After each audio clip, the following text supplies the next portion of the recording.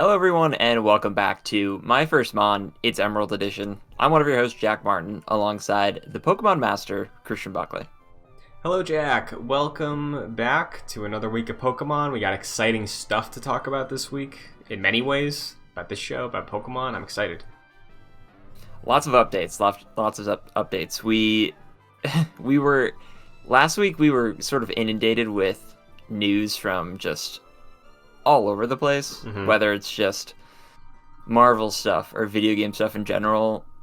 You'd be hard-pressed to not be excited by some of the announcements that were going on last week. But of course, it was also Pokemon's 25th anniversary, so we got some stuff to talk about later on in the show. But for now, for those that don't know, this is our Pokemon retrospective series, with this season covering Pokemon Emerald, week by week, gym by gym.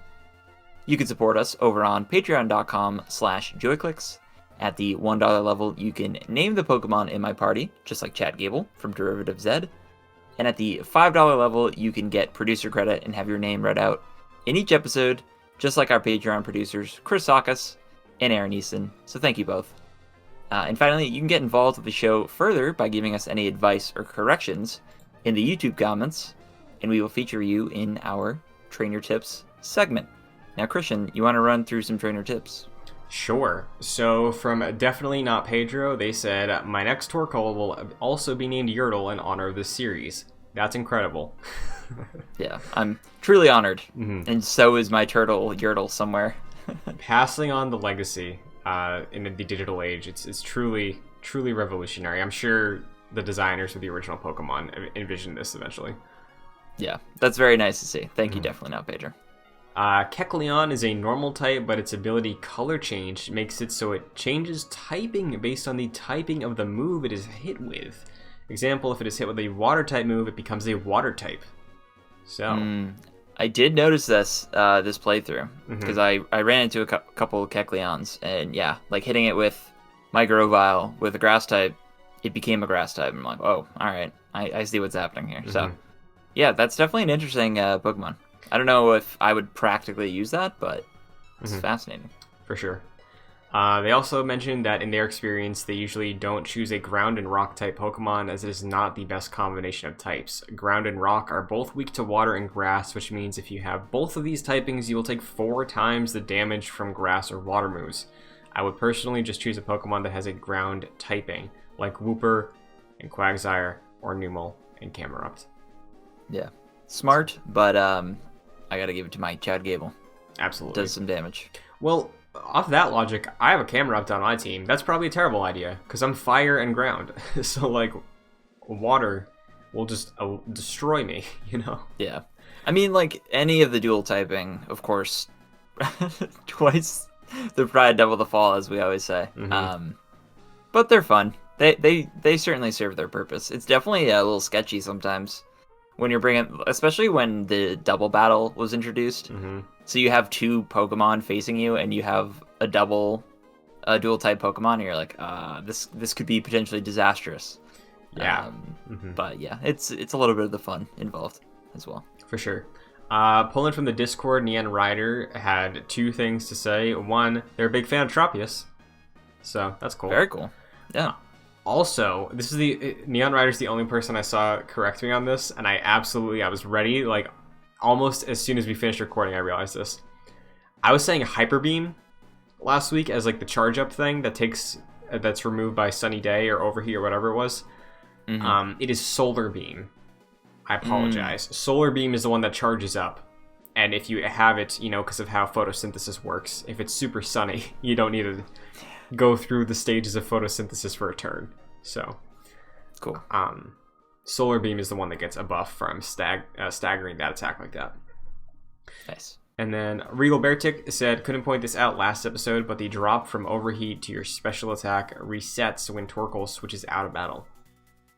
Okay, this is fascinating because and thank you, Regal Beartick. I put this in thinking that was kind of obvious, but now that I reread it and now that you said it, I think what Regal Beartick is saying is that if I'm in the middle of a battle and my Torkoal uses Overheat and I switch Pokemon, say I bring out my Chad Gable, and then I switch back to my Torkoal, my Ertl, that overheat, debuffing is no longer there for Yertle. Is that correct? I believe so. Okay, that's huge. I did not know that, and that's super useful. Thank you for pointing that out. I would have just continued using Yertle in the way I was using it, but yeah, that's good to know. Mm-hmm. Very nice. So thank you again, all you trainers. I'm sure there were others as well, but thank you as always. You improved the show, keep us honest, make me ashamed of my Pokemon knowledge that I should know at this point. But yeah, I mean it's literally 25 years of knowledge, Christian, because of course we had the 25th anniversary of Pokemon, and I think it was on the 27th, and there was a corresponding Pokemon announcement stream, which, I gotta be honest, as someone who is very new to the Pokemon fandom, and someone who has covered or just paid attention to video games for the majority of my life, I think this Pokemon stream was the best virtual announcement stream this year. Of course, we had the Nintendo Direct, which was, by most accounts, disappointing, and then we had the State of Play, which was okay, nothing too huge though. This, I think, I was blown away by. How did you react to this? I'm on the same page. Nintendo Directs, I just enjoy watching, period. So I understand, after that huge gap, that was not what it should have been. I'm with you. The State of Play, I thought was fine. The Final Fantasy VII stuff was cool, but the most hyped I got about that news came after the fact when they were talking about all those mobile games. Yeah. But this for sure, I think, was, with the asterisk of the first 7 minutes of this presentation was a montage. That was a bit of a choice, but it was like a conditioning montage where they were just saying Pokemon phrases, and it'd be one of those things where someone would strap you to a chair and you would have to watch that over and over again. But I'll give it to them, because they only really do that once a year, if at all, and usually it's for anniversaries. They do the whole timeline of all these Pokemon things, all these weird things that you bought and that you forgot about. I think that's fun. There's nostalgia there. It gets to me in a good way. So that was fine. But yeah, definitely I'm with you. I thought it was a very strong showcase for a number of reasons. But I think, to recap the small stuff, Pokemon Snap, new Pokemon Snap is releasing April 30th. They showcase sort of fleshed out photo mode in that game that the original didn't have, which you kind of would expect, right? I think we talked about that before.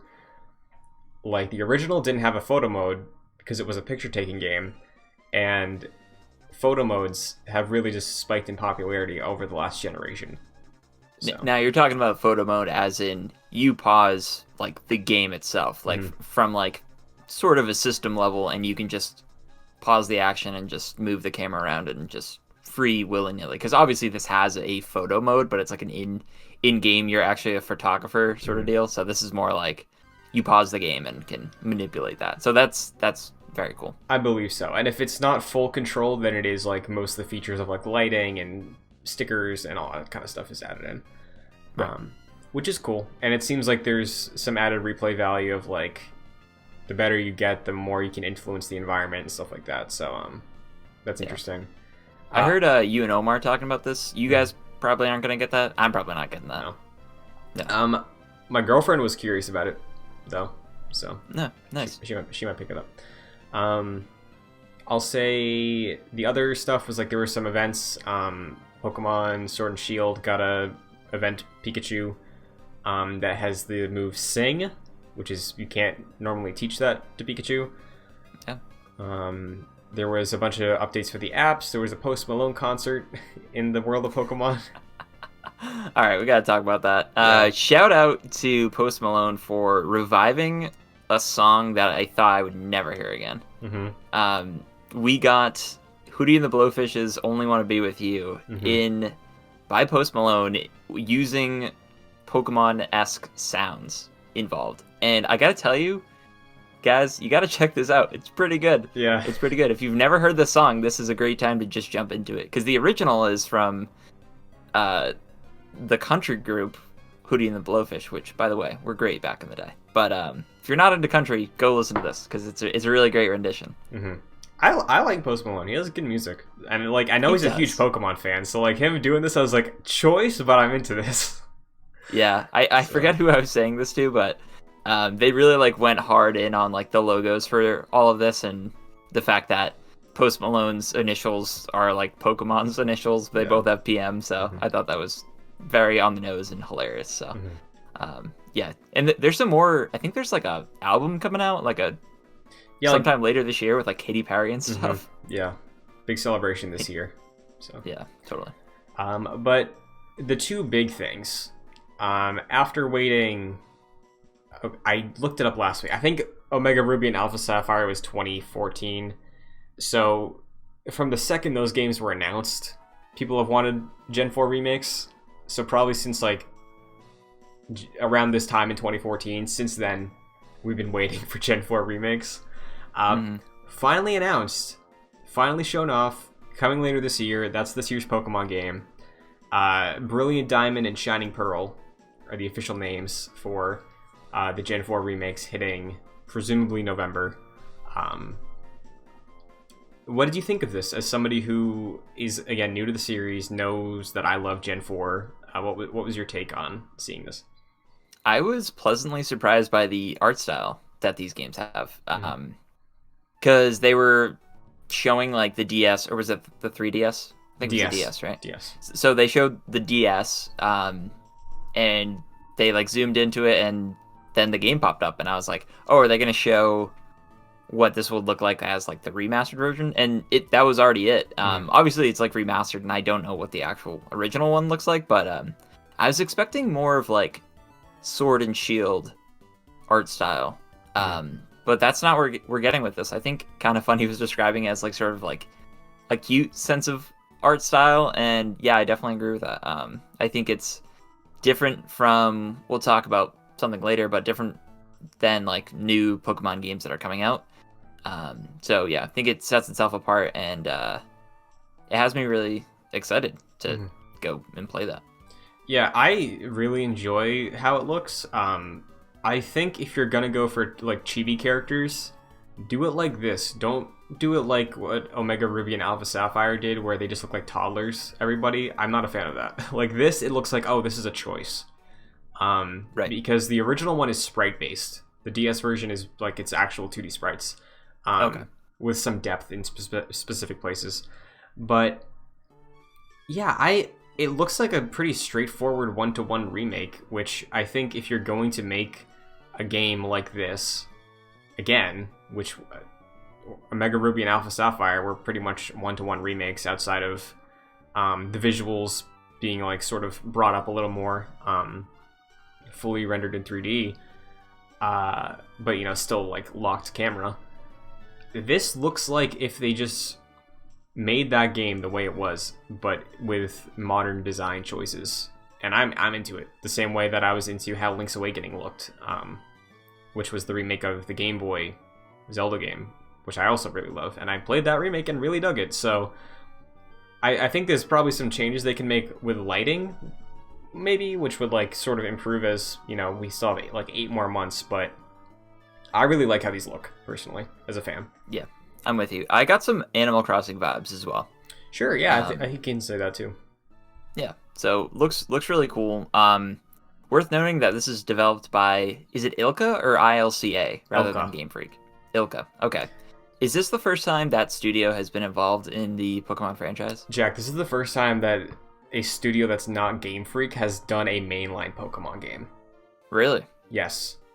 Every other single Pokemon game that is from the, like, main series, remakes included, has been Game Freak. This is the first time anybody else is doing this.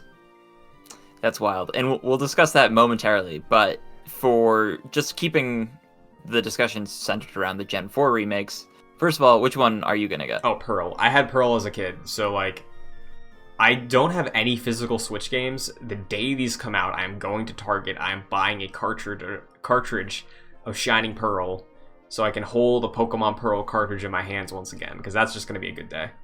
Nice. I'll get Diamond then. Now, secondly, people are probably wondering, hey, these guys are playing Emeralds right now. Mm-hmm. Of course, the next iteration would be Gen 4, Platinum for us. So what does that mean for the show? And Christian, you and I are thinking of, instead of just doing what we've been doing for the past 3 iterations of the show and just going on to Platinum, waiting a little bit. These are coming out later this year on the Switch. Getting these on the Switch and then having this on for our show. And there's a few reasons behind this. So I think for me personally, it'll be sort of a different perspective for the show, because for the past 3 iterations, it's mostly been the same. It's just, let's just go back from the beginning and play them through, and that's fine. There's nothing wrong with that, but I think having a remake will sort of modernize our discussion about this and also make it more timely, because we can be playing this when everyone else is playing it, and maybe our audience can it would just be a little bit more shareable, I would say, and we could probably have more discussions with our audience who are probably also playing along. I'm not sure if we've had too many trainers join us in actually playing through it with us in the sort of week by week fashion, so that might be something that is something a little bit more timely that we can be playing with our audience. Yeah, and I think logistically as well, because next console is the DS, and the way we've been playing this for video capture the last 2 seasons has been through emulation, and DS emulation, it's possible, but there's a touch screen involved, so you have to toggle between screens at times. It's cumbersome more than anything. And on Jack's perspective, because Jack is the one who's playing the games for the first time, capturing the Switch, there's a dongle you have to buy, but that is probably on your end, it's easier than monitoring the different screens, trying to figure out which screens to cover on recordings. So, plus the Switch is just a great console, so being able to play a Pokemon game on that system, I think will be nice. So, and once we get it to Gen 5, we can reconsider. We'd probably go back to the DS and just deal with the capture, but there's too many things lining up with this to, I think, not do it that way. Yeah, and sorry, go for it. I was gonna also say, as a fan, again, Gen 4 is my favorite. Listen, I love Pearl, but Platinum I think is god tier. People have been noticing, because there's no Platinum version of this, people noticed hey, in this town they showed, there's an NPC in the remake that's only in Platinum. They're not in Diamond and Pearl, so people are speculating that the story elements and things from Platinum will be worked into these, the way that Emerald was sort of retooled a little bit for Omega Ruby and Alpha Sapphire. So even if that's not the case, I think it's still probably worth, this version, because there will be quality of life improvements. They are getting rid of HMs for this version, most likely, based on the thing they phrased for it. So that's just going to be super dope. And there's just for more options for this show, you and I, Jack, we've been doing this show for a couple years now. We haven't been able to fight at all. I knew you were bringing this up. So we're gonna be able to have a showdown or two for this show. Honestly, there's a world where every week at the end of our recording, I could just make a new layout and then I could pop over to it, and then we could just do a duel every week to make sure you're on top of your stuff.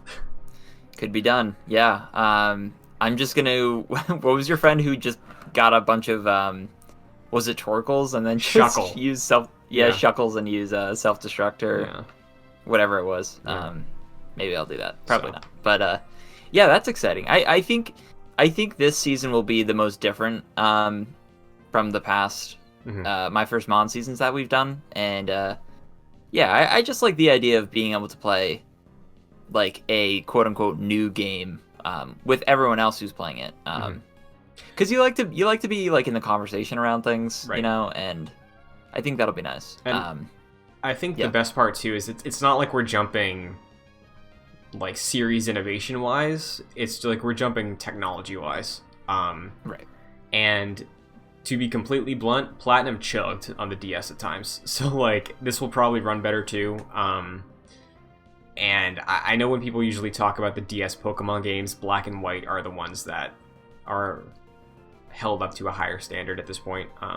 So there's no remix of those, so we'll play that creator's intent. But yeah, for Diamond and Pearl, it's looking like this. It looks like a 1-to-1 remake.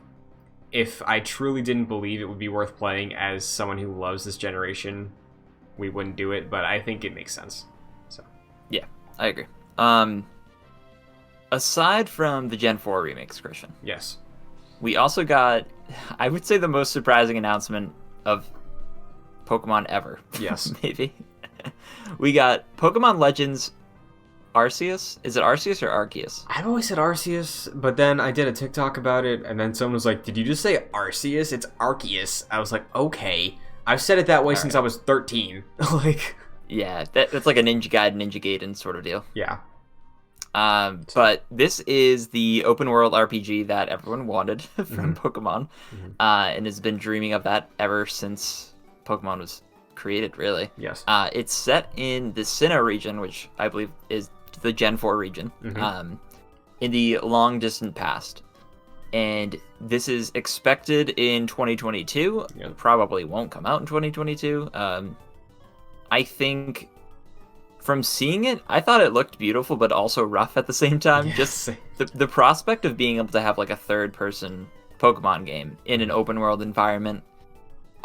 Yes, I'm gonna say Breath of the Wild, like, because it's just the obvious comparison, Yes. and people who like are upset about that are just very pretentious. Sorry, it's just the obvious comparison to make. They literally copied a shot from the trailer. Yeah, so. they're clear. Like, even on a soundtrack level, they're still going for Breath of the Wild. They want you to be thinking of that game, you know? Yeah, of course. So, yeah. Yeah, what do you think? Yeah, incredible. This is what I've always wanted. This is what everybody's always wanted. Even if it doesn't run perfectly, I respect the ambition, because Game Freak, they did not need to do this. And that's the thing. ILCA are doing these remakes so that it's all hands on deck for Game Freak with this game.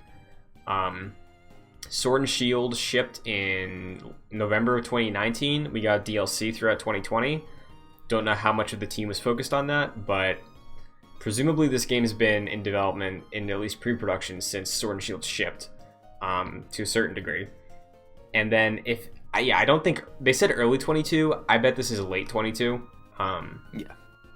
I think at the very least they can, spruce it up a little bit. Probably get that frame rate pretty stable. If the Switch Pro's out by then, I'll buy one for this. Yeah, I think this looks really, really promising. And as someone who loves Gen 4 also, there's some really cool lore with Gen 4, Jack, more than most regions, that I'm excited to see them explore with Arceus, whatever. Nice. Yeah, so I'm super excited for this.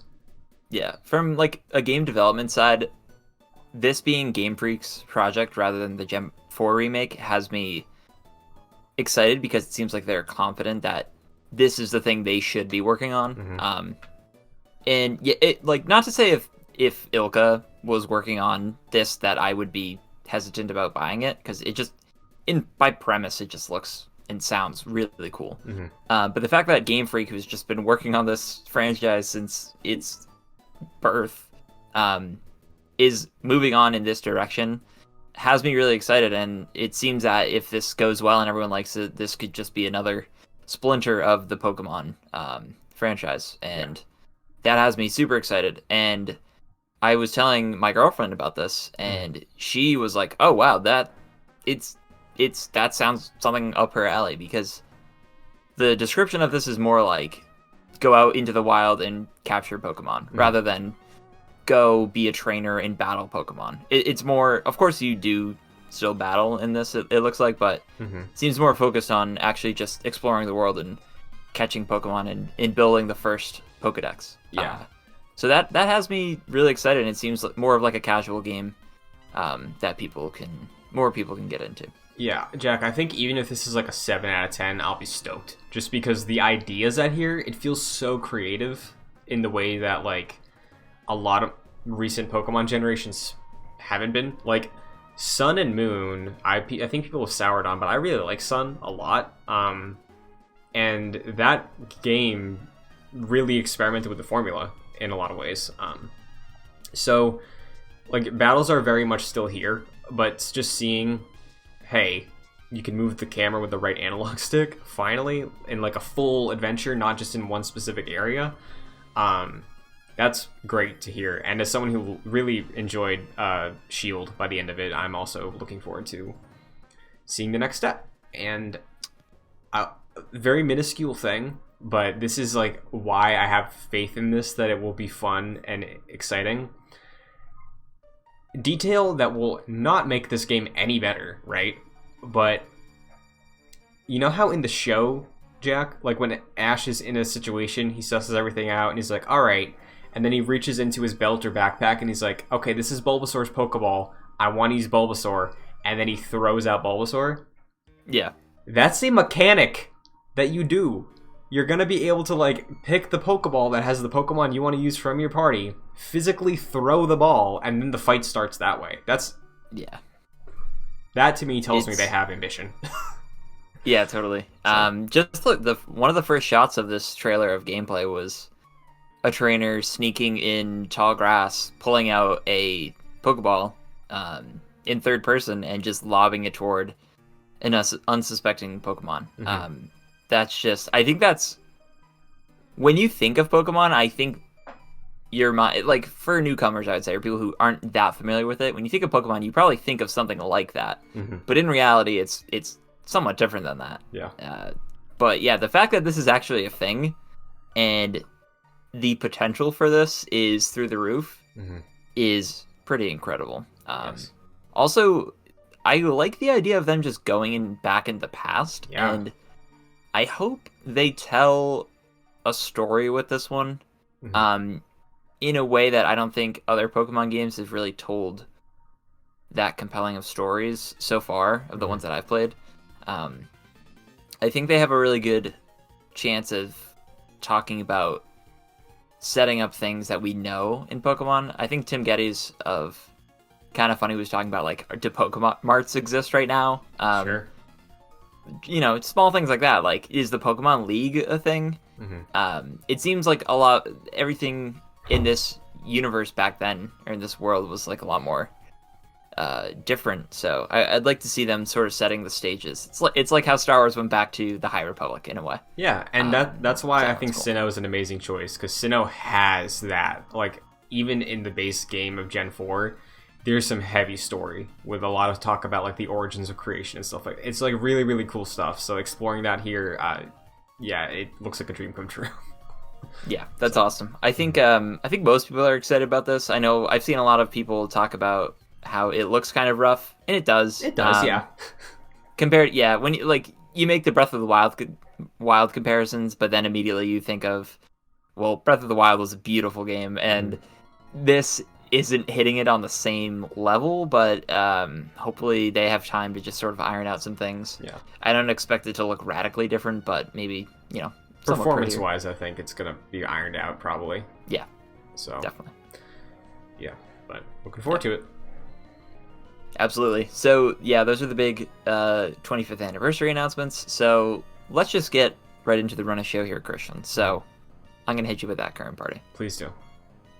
So, we have Manectric at level 33. Chad Gable, of course, who's my Graveler at level 31. Panda King, who is my Hariyama at level 31. Pelipper at level 29. At this point, I give Fly to Pelipper instead of Wing Attack. Good call. Following your instructions. I think it worked out for the best. Mm-hmm. Yertle, who's my Torkoal, is at level 30. And I have Grovyle, but at some point, Grovyle evolves into, and I gotta say this for the first time out loud, Sceptile. Sceptile. That's a Pokemon I need to rename, probably. Sure. Okay. That's a word. Yeah, it's tricky to pronounce. Yeah, Sceptile's level 30. Nice. So yes, last week I withheld that name. I do have a Sceptile. Kashi is a full-grown Sceptile at this point. as far as the rest of the party goes, I got my Swellow named Grayson. I got my Camerupt named Aries. I caught a Barboach that I evolved into a Wishcash, whose name is Jabu. Jabu, after the fish dungeon that is a living fish from The Legend of Zelda Ocarina of Time, Jabu Jabu. Okay. Also, I know last week I brought up this whole Edgelord Absol thing. Yep. I caught an Absol. I ran into one. I wasn't even looking for one. I just stumbled across one. I was like, I have to catch one at this point. I wanted one my entire life. When I was younger, at least. There you go. Do you have a guess for what I named it? Do you name it something regarding emo Peter Parker from the Spider-Man universe? No, but that would have been good also. Okay. What did you name it? I named it Sephiroth. That's pretty good. Yeah, that's pretty good. Like one-winged angel. He's got the thing on his head too, like long silver hair. Yeah, so, that's pretty good. Yeah, thank you. And that's the team at the moment. 6 slots been alternating a lot, so I didn't list anybody, but yeah, nothing locked in yet. So I'll make some changes later on in this episode that we'll get to, but for now, this playthrough took me fairly long, and I think partially it was my fault, but partially I think there was you get to a point in this where it's like, where do I even go? Yeah. And the game doesn't do the best job at telling you where to go, so admittedly I do have to look some things up, but we'll get into that. So we start off where we were last week. Can you remind me the name of the town we were in? Fortree, I think. Yes. Yeah. We were in Fortree. Of course, the Endor, or the Kashyyyk of the Pokemon universe. Mm-hmm. So we moved to Route 120, and I find this really funny Pokemon. So this is a edition of Who's That Pokemon? Christian, can you describe what you're looking at? I'm looking at what looks to be a little goblin creature. Large eyes, tiny pupils, hunched over like he's sneaking. Yeah. That is a Sableye. It is a Sableye. Now, I gotta be honest, this might be my best drawing that I've done. It's pretty good. It's pretty good. It's not bad. It's not bad. What do you think of Sableye? Sableye looks very cool. Yeah. I'm struggling to remember what Sableye's type is, but I was just very struck by its appearance. Like, it's this very... It looks scary. Like, it looks like it would like bop around and jump and attack you. So it's a real cool looking Pokemon. Yeah, I want to say it's a dark. I could check that. Oh, I'm looking at it right now. It is dark and ghost, which, let me tell you, would have been very helpful. Mm-hmm. I'm battling this thing, and I wish I had the knowledge that I have now to capture this thing. Because, of course, we get to the gym, and a dark and ghost type would have come in very handy.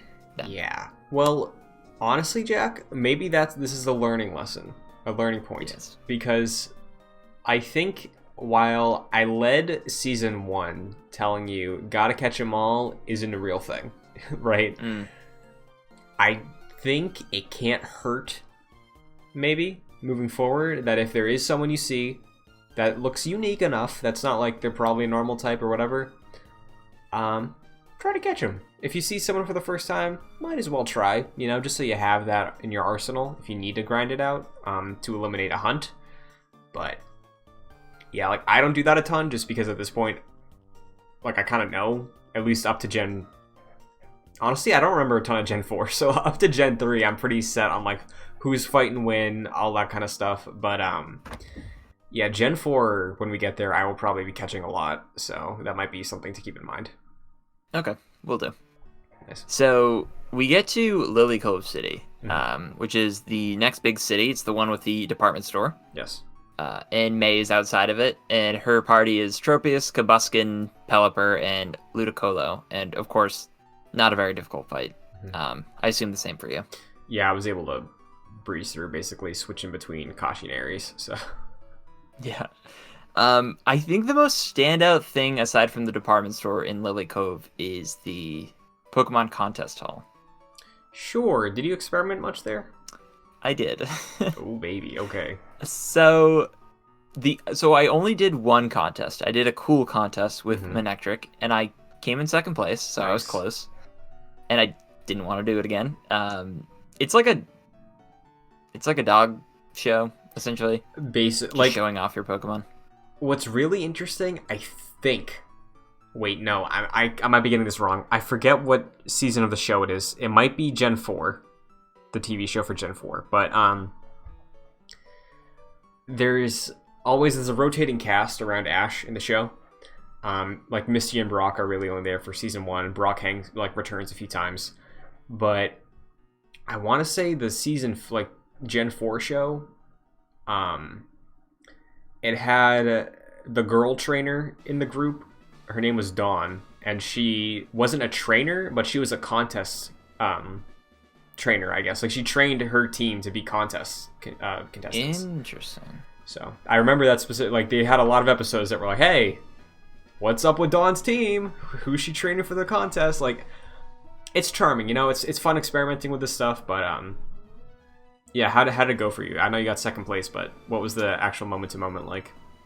It was somewhat interesting because I didn't necessarily know what I was doing. Because the moves you have for your Pokemon correspond to like a certain stat. It's like cool, cute, tough, etc. Right. And I was looking through like my Pokemon to see which one had like the most status to go into the contest with, and Manectric, all of his moves were cool. So I was like, okay, that's probably a decent lineup for Manectric. And then there was like the first part where you just show off your Pokemon, and then there was like the ability test or something like that. I think so. And the first part, I had no clue what I was doing. I don't think I even did anything. I think the game just show off this Pokemon. And the second part was like, there was like more strategy involved where you can choose moves, and some of them were if you chose that move, it would like get rid of some of the hearts that the previous Pokemon who went up received from the judges. So there was that. It was just like a whole learning curve that I was like, I don't really want to mess with this. Yeah. So I did my best, came in second place. Not bad. Yeah, I remember they don't explain it very well at all. I don't think I ever messed with it in Emerald. I do know, though, I had to go into the contest hall to get the Poke Block. Yes. Tray, whatever it is, the thing you store it in.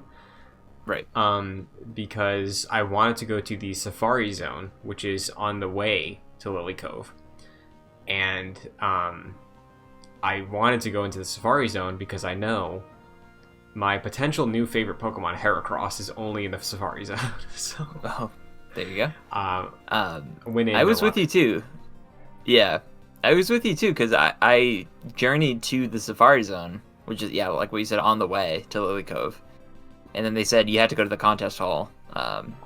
So I got the Pokeblock, and then I went back to the Safari Zone. And I caught 3 different types of Pokemon. What do you get?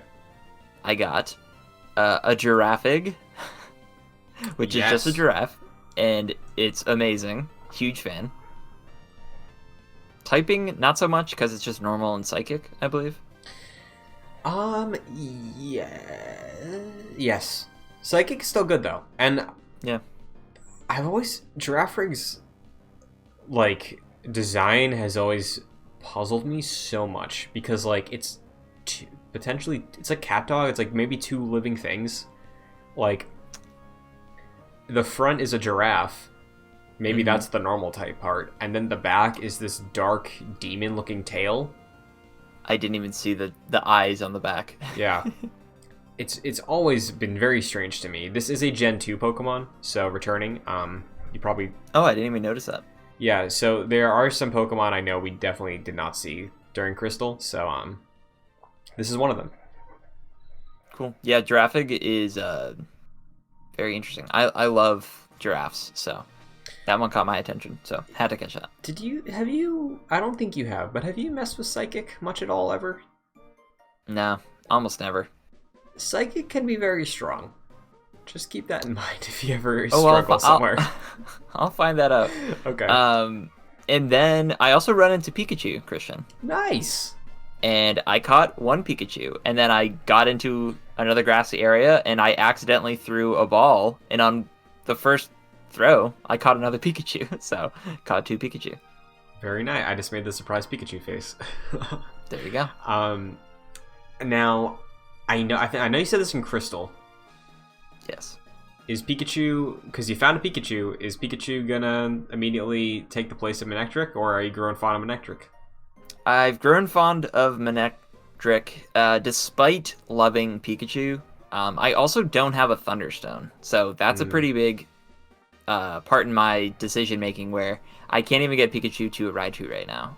And the stats with Pikachu right now are just much lower compared to Manectric, and I don't necessarily want to give Pikachu to like the daycare or like level up Pikachu, who's, I don't know, like mid-20s that I caught him at. So what do you good to have, but yeah. What do you think of this? Like, this is a choice, isn't it, to have like the mascot character basically unavailable in the second game until you find a Pichu? Or like, I don't know if Pikachu even spawns in Gen 2, and here it's like you have to go to the Safari Zone, which is completely optional, and then that's where you find a Pikachu.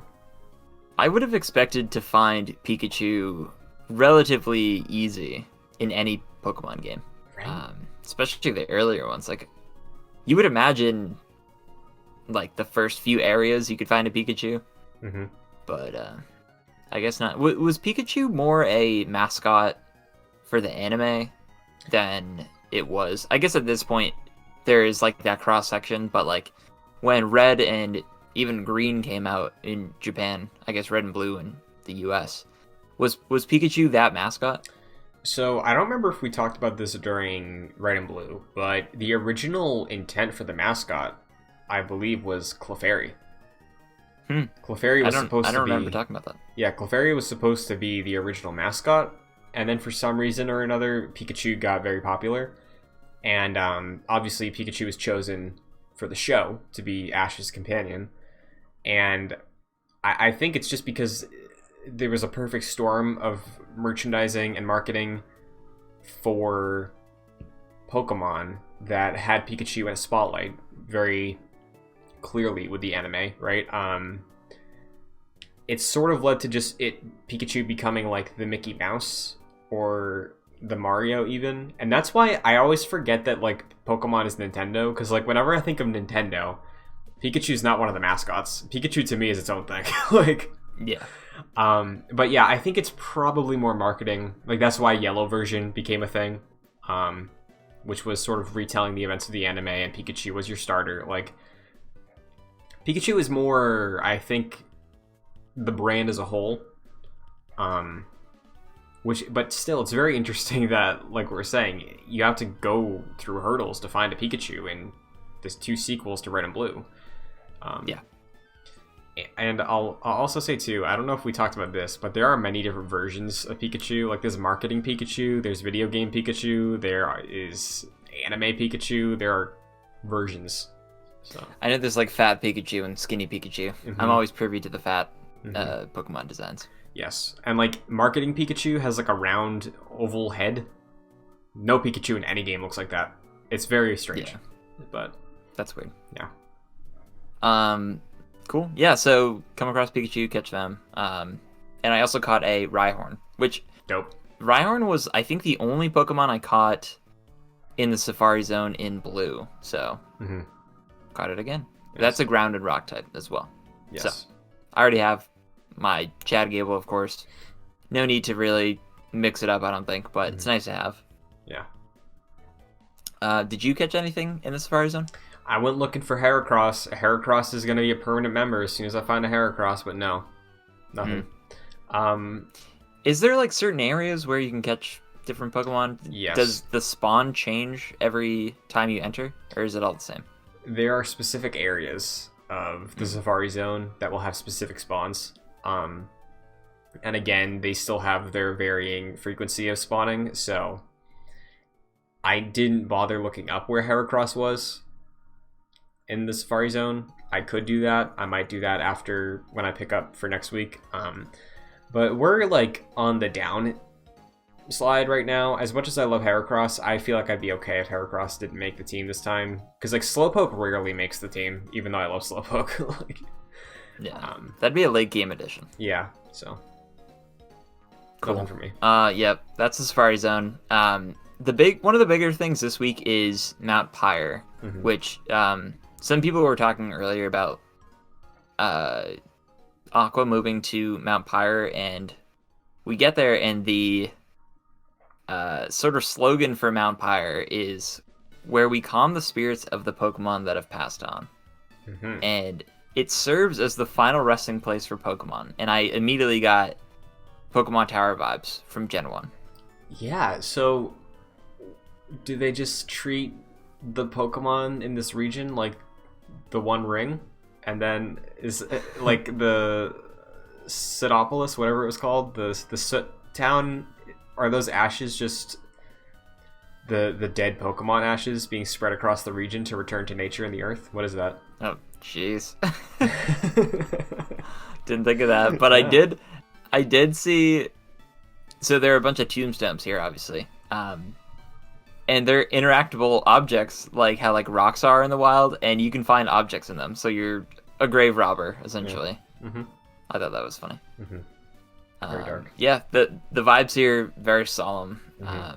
Someone like immediately I walked in and someone was like, "Oh yeah, I'm mourning the loss of my Zigzagoon." I was like, "Oh boy." Yeah. Yikes. Cool environment though, like visually distinct, I think. Totally. So yeah, the air as you progress upward like gets foggier. So that's a nice little detail. I think this is a cool environment. Definitely. We get to the top. Archie from Aqua, of course, is here. It says that Maxie from Magma came and took the blue orb, and Archie has the red orb. We don't really get that much. Actually, we do. Sorry. After, I think, you fight Archie, or maybe he just leaves, you get the Magma emblem.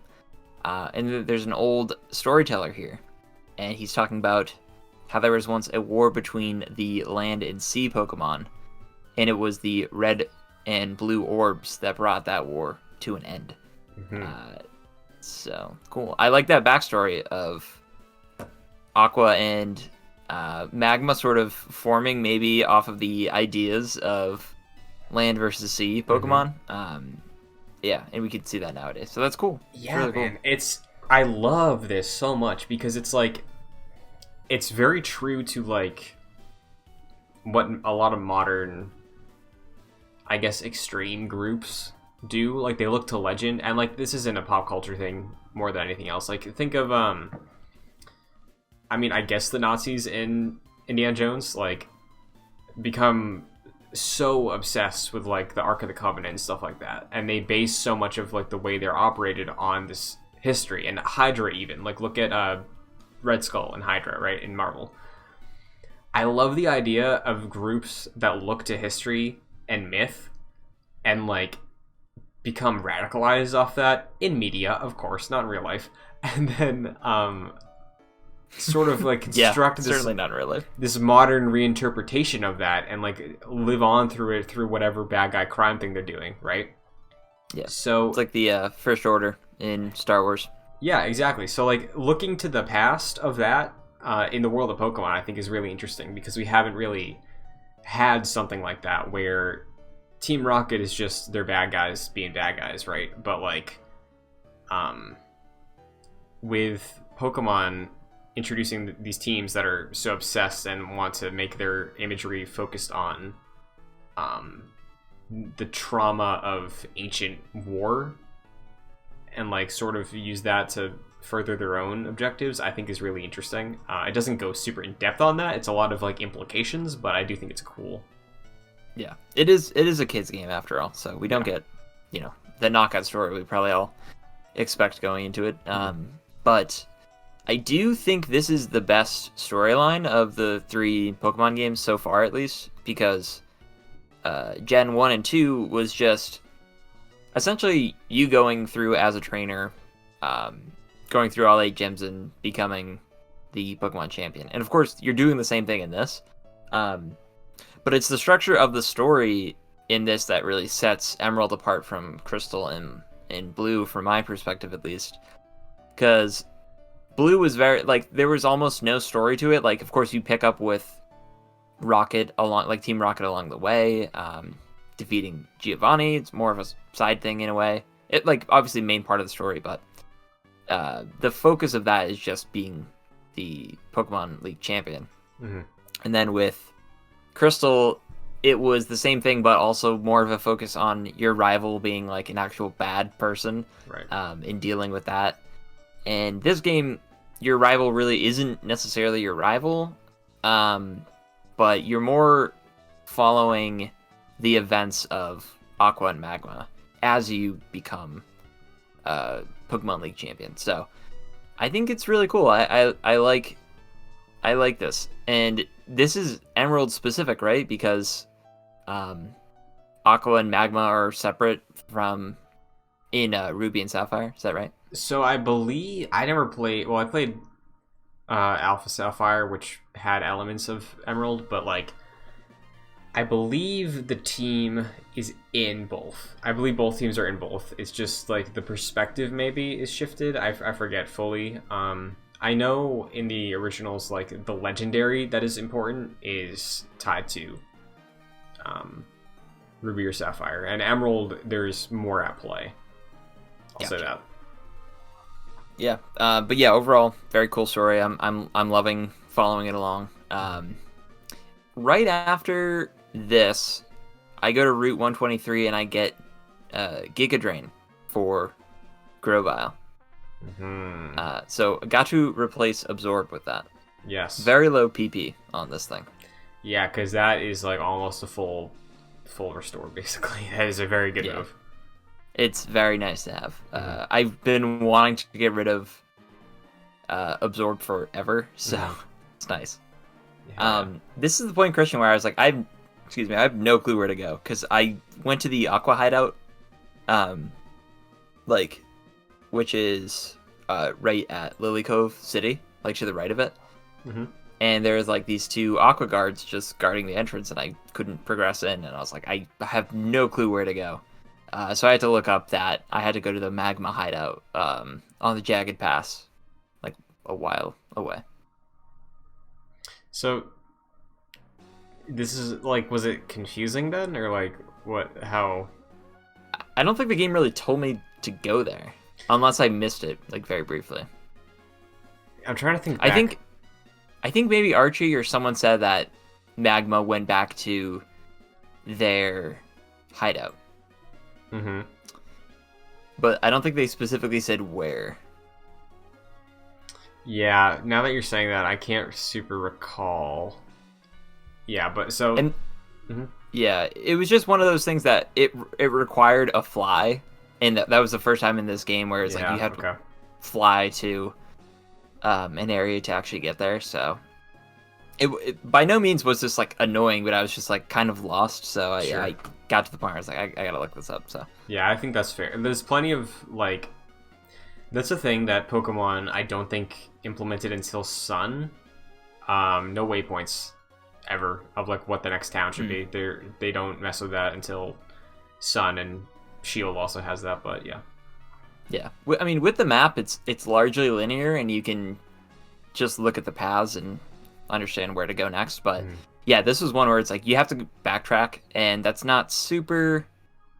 That's rather rare for the Pokemon games that I've played, so a little strange. But we get to the Magma hideout, and basically, of course, as it is with all these sort of hideouts, you just get through all of the Team Magma members. Of course, Pelipper's coming to town with this one. I gave Pelipper max PP, I think, and for Surf. Okay. And Surf was at like, I don't know, 10 or something like that. And now, maybe even lower, maybe it was 5. And now it has like 25 moves, which is wild. Yeah. And Surf comes in handy quite often, so that was nice. We get to Maxie, and Maxie is waking up is it Groudon? Groudon. Groudon with the blue orb, but Groudon flees. Mm-hmm. Of course, Maxie brings out Muddiana, Crobat, and Camerupt. Not a very difficult fight, but the takeaway here is Groudon. Yeah, what do you think of Groudon? So, Groudon, to me, looked similar to Rhydon in a way. Okay. Because you don't get, like, a super great look at it, right? Not really. Like, you get the pixelized version and, like, the sprite of it. But not the... not like the battle sprite, of course, which is much more detailed. Right. So Groudon... Oh, this is interesting. I thought Groudon was much taller than this. Do you want the height? Yeah, sure. 11.5 feet. Okay. That is bigger than most Pokemon, though. Yeah, but I totally got the impression that it was like 30 feet tall. This might be the anime coloring my mind differently. Because I know there's a movie with Groudon and like the Gen 3 legendaries, and they seemed very large in that film. But yeah, 11 feet? Interesting. I did not expect that. Yeah, we don't really get too much of Groudon. We see that, and Groudon just pieces out. I would assume it is a ground-type Pokemon, or elements of ground-type, because of course Magma is they want to expand the landmass of the world, so I would imagine a ground-type Pokemon would help them in that endeavor. Yeah. Do you want to like look up Groudon and see like a good look at what the implication is of like what it looks like, or? I will wait. Okay. Because I think I'll probably run into Groudon again. Okay. I would imagine. Sure. So I'll wait. But yeah, after this, it was... I had to look this up too.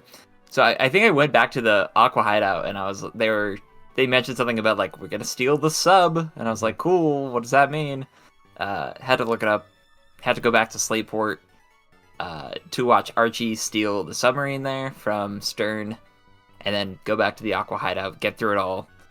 And of course the sub leaves, so it's like, great, now I can progress to Moss Deep City, where Christian, the slogan is our slogan, cherish Pokemon.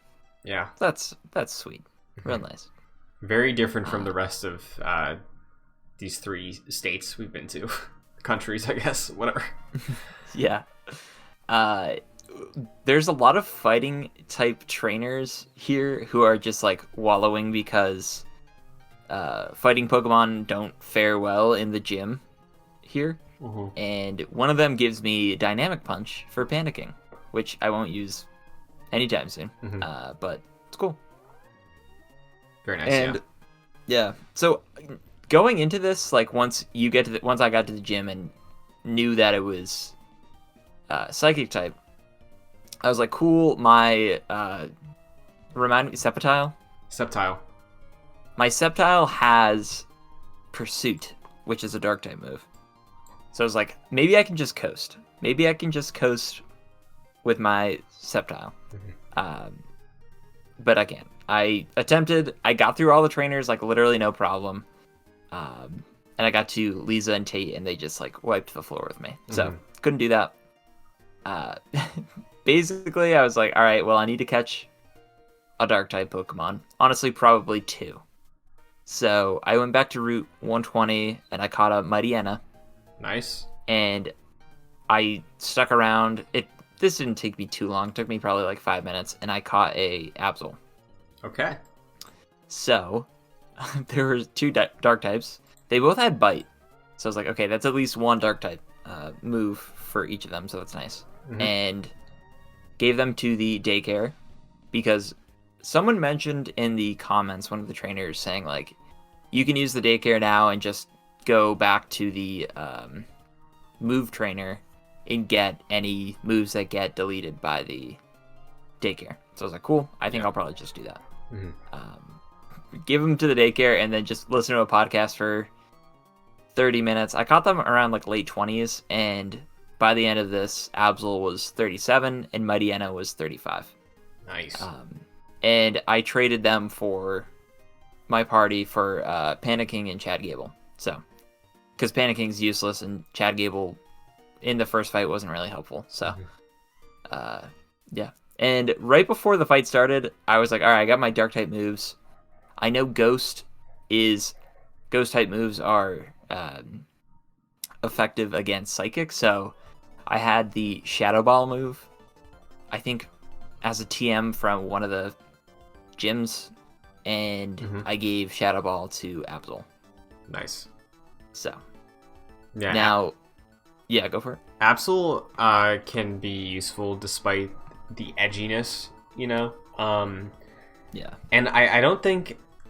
I didn't remember this last week, but I can give you the Pokedex entry for Absol if you'd like, because it is pretty interesting. Please. So, Absol, from Emerald, it says, or sorry, from Ruby and Sapphire. I'll give you the Ruby one because this is the one that I knew the most. Every time Absol appears before people, it is followed by a disaster, such as an earthquake or a tidal wave. As a result, it came to be known as the Disaster Pokemon.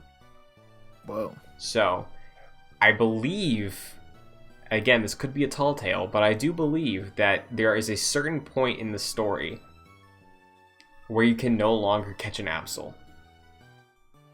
In this game? I think so. I think there is a point in the game where Absol just disappears. Absol will not spawn anymore. Well, I'm glad it wasn't this point, because I would have been searching forever. Yeah, so. But interesting, though. It's basically like some sort of a Silver Surfer for Galactus, kind of. Yeah. So, we get to... So, for you, Christian, did you have a... I guess you did have a... you caught an Absol. So, was Absol your Pokemon for this battle? Yeah, basically. Okay. Absol came in clutch for me here. And funny enough, because I, again, was not planning on having an Absol, but at this point, Absol's probably staying for the end of the game. So. Oh, interesting. Because for me, Absol and Mightyena were just like, you're serving a purpose, and you're going to go right back into the PC after this. Yeah. I think it's partly because when I was younger, I did want an Absol at one point, and just like it was a random thing, it was a spur of the moment. Naming it Sephiroth, I think, has made me very attached to it, so it is sticking around. Yeah, totally. So yeah, we get to Liza and Tate, and this is the Mystic combination, and this is the first, as far as I know, the first gym with 2 gym leaders that you have a dual fight with. And it's also the first time I had to consider leveling up 2 Pokemon for this fight. Because usually, like, it's like, oh, it's X type of gym, I need to get Y type of Pokemon and level that up and basically have that Pokemon carry me through the fight. But I needed 2 because I was like, well, I'm going to go up against 2 Pokemon, so I might as well have 2 Pokemon with me. So, it was much more strategic, I think, this week than previous weeks. Yeah, so do you think, like, once you figured out the need for a typing, did you find it easier, or was it still a challenge, like, going through the emotions of the actual fight? It was still a challenge. I definitely had a few feints in this. I went through it, like, in one go this time. So, like, eventually I got it, but I did face some challenge. All right. So here it is. They bring out Claydol and Xatu. And of course I have my Absol and Mightyena. Xatu uses Calm Mind and Claydol uses Earthquake. Earthquake is more like chip damage in a way. Like it does... Actually, maybe even a little bit more than chip damage. It does like a quarter of damage, I would say. Sure. For each Pokemon. I didn't know what moves would be particularly useful here. So Absol uses Bite on Xatu, and Mightyena uses Bite on Xatu as well. Which they do like a little bit. It's not as much as I wanted. Right. Xatu uses Calm Mind. Claydol uses Earthquake. So Absol uses Shadow Ball. I figured I'd test that one out. And it's very useful. It feints Xatu. So it's basically 2 bites and a Shadow Ball for Xatu. Mm-hmm. Xatu's out of here. Nice. And Solrock comes out. Yeah. Solrock looks cool.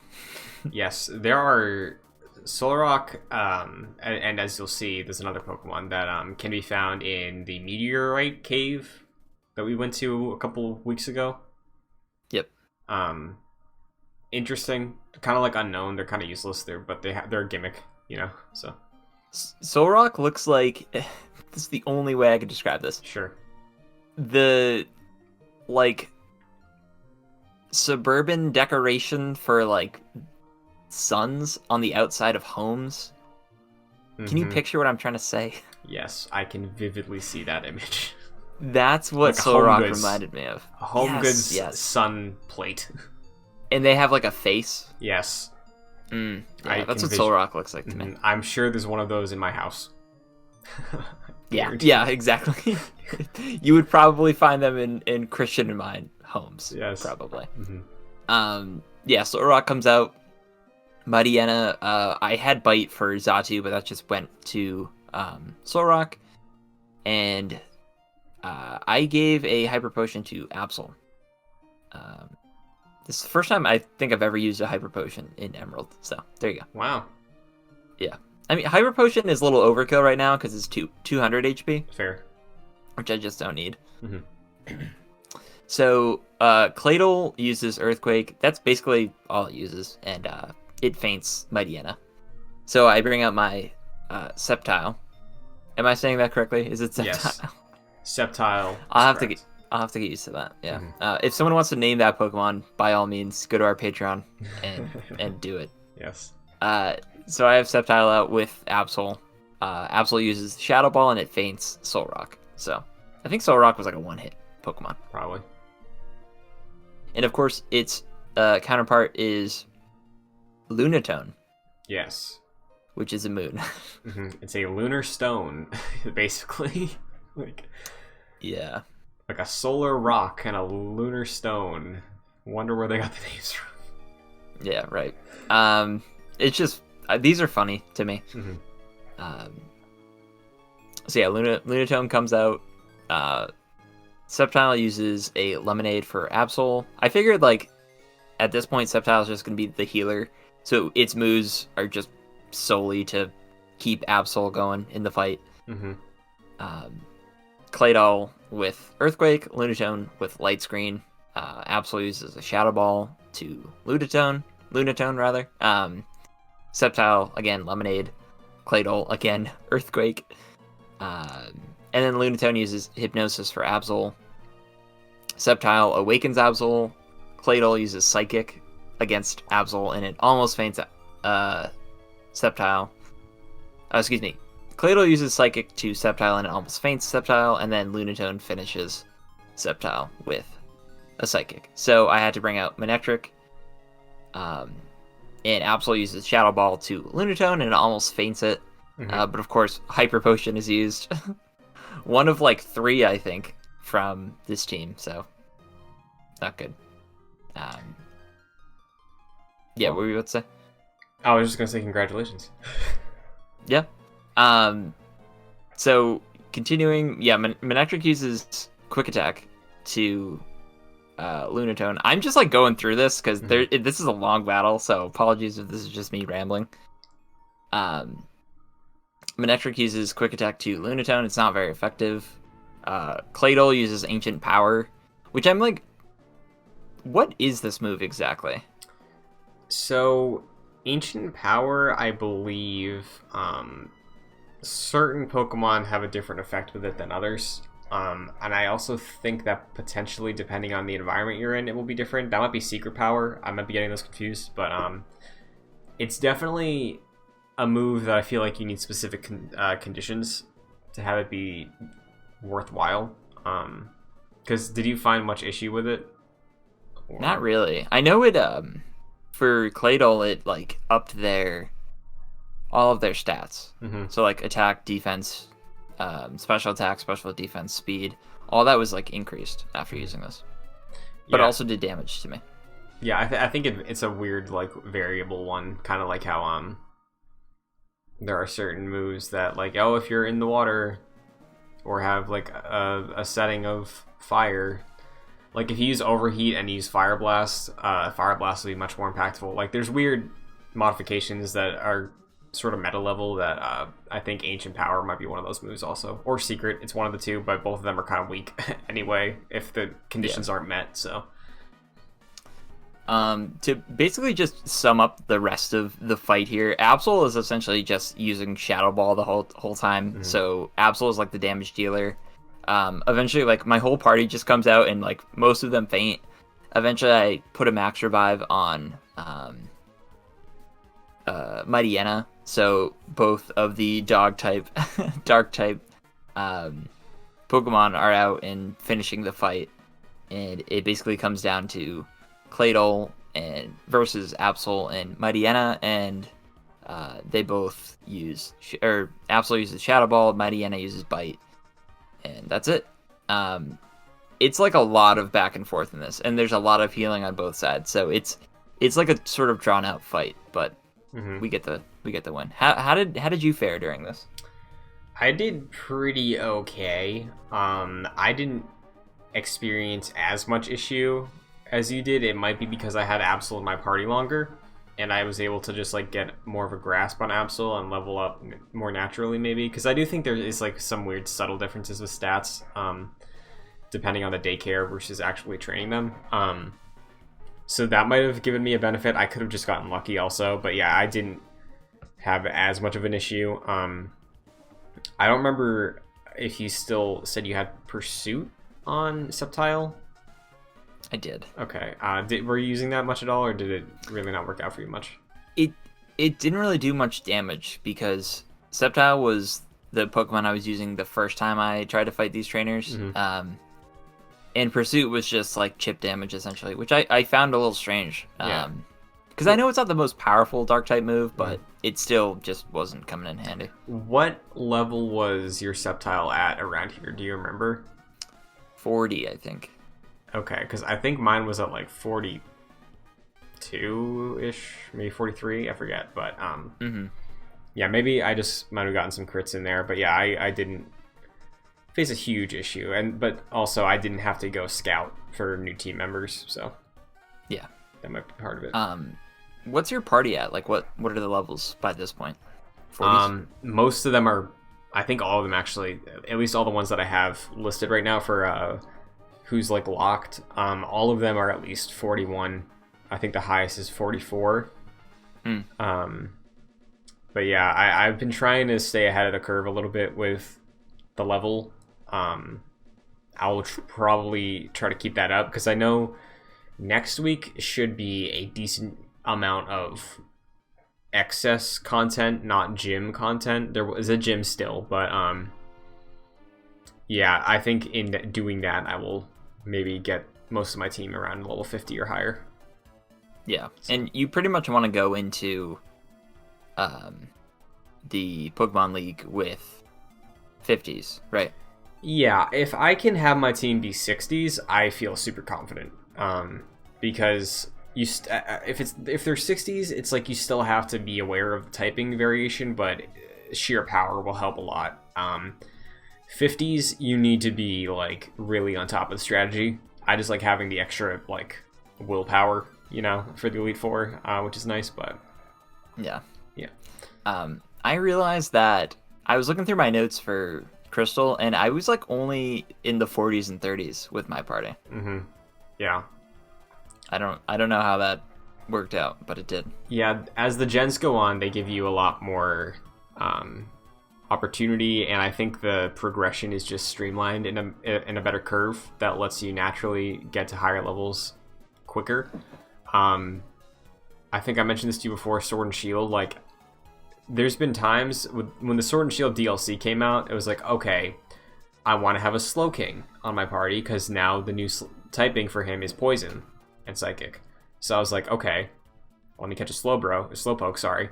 And then rather than spend all this time on it, I gave it a bunch of candy I got from raids, and then it shot up with like 2 candies. It shot up to like level 40, and then I was able to give it a few more, and then it popped up to like 60. But yeah, as time goes on, they get easier to level up. In either Pearl or Platinum when I was younger, I think that's the only game that I ever grinded out a level 100 Pokemon. Wow. So, and it might, I won't say what it is because I don't want to spoil any Pokemon, but I think I also got my Fire Red Charizard to like level 98 or something. Wow. From importing it, but yeah. Gets easier. Very cool. So, when you're leveling up like for the Elite Four battle, are you revisiting the trainers in your Pokénav, essentially? Occasionally, normally. I mean, that's probably more effective. I never really did that growing up. Like, growing up, if I was grinding, I was out there in the grass, grinding in the grass. So lots and lots and lots of battles. But yeah, this time around, I haven't had to do it yet much, but I probably will for the Elite Four if I want to have a pretty solid 60-plus team. Just go revisit trainers, or I think you can do the gym leaders again. I forget, but yeah, I'll revisit people, I think. Nice. Yeah, I might do that too. I tried doing that before. I found difficulty actually finding the people. I know they give you like the route or the town that they're in, but is there like an easy way to figure out which trainer it is? Because obviously you're in a route and there's like a bunch of people and you don't remember which one it is. Is there an easy way to figure that out? From memory, I think if you use it on a route, it'll give them a different exclamation point above their head, and you can approach the person that has that as a signifier, maybe? I see. I think. It's been a while, so not 100% sure. Oh well. I might consider that before the Elite Four. We'll see. So next week, I should let you know.